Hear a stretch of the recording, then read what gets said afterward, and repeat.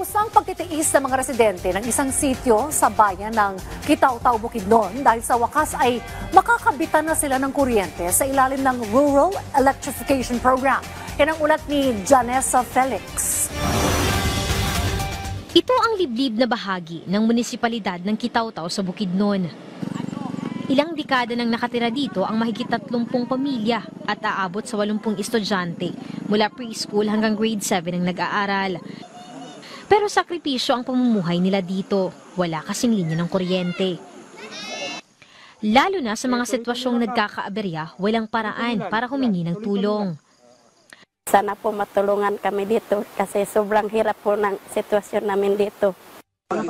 At pagsapit ng gabi, mas mahirap pa ang kalagayan. Pasado alas 7 pa lang ng gabi dito sa Sitio Sita ay ramdam na ang katahimikan sa lugar. Halos wala ka na makikita o maririnig na mga aktibidad o ginagawa ang mga pamilya dito dahil nga sa kawalan ng kuryente. At ang iba nga ngayon ay naghahanda na para sa kanilang hapunan. At ang tanging maririnig mo na lang talaga dito, itong mga huni ng kuliglig na nakapalibot sa lugar. Si Tatay Luis, sa labas na lamang ng kanilang bahay nagluluto ng hapunan gamit ang mga sinibak na kahoy bilang panggatong. Pagsasaka ang kabuhayan ng mga residente. Alas 4 ng hapon pa lamang. Kailangan na nilang umuwi para di gabihin sa daan.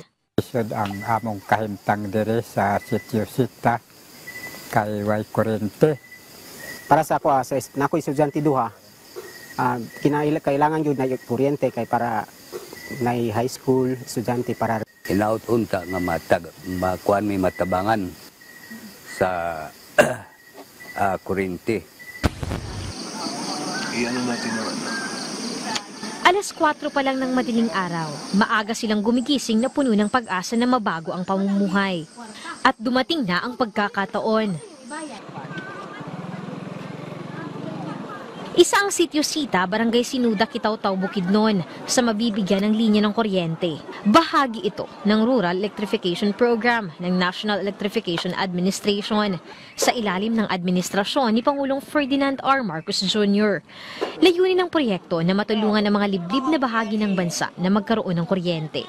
Kinumpirma rin ito ng lokal na pamahalaan ng Kitaw-Taw, Bukidnon. Kaya masulod na sa iyang programa ang una na itong panginahanglan diya mo ang kuryente. Ang ato alang kinasing-kasing hangyo. Simula na ang pagbabago para sa mas magawan at progresibong pamumuhay para sa kanilang komunidad.